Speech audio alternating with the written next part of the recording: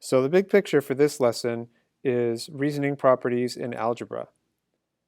Here are some algebraic properties of equality, and in geometry they're written in if-then form.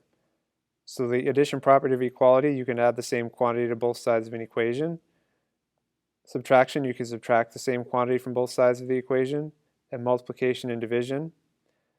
And also substitution, you can substitute a number for a variable. And all these can be done because they don't change the solution or the value of the equation. And you can see examples in if-then form. And here's an example of using those. You have a given equation, and basically you're just doing the equation steps, but you're saying what the properties are as you go. So you're justifying each step with a reason.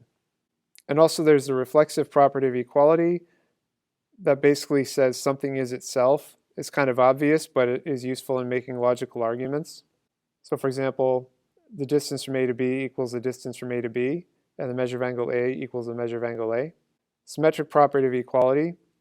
Basically, you can switch sides of an equation and it's still equal. If distance from A to B equals the distance from C to D, then the distance from C to D equals the distance from A to B. And again, this is kind of obvious, but it's useful in logical arguments. Then there's a transitive property of equality. So look at the segments example here. Think of it as a chain. So AB is the first link in the chain, and then it goes to CD, and then from CD to EF. So basically AB is equal to EF. It's just all linked. So that chain analogy might help you understand a little better. So you're going to practice with these properties of equality. You're going to identify their use, and also you're going to use them to help complete some proofs. So that's the big picture.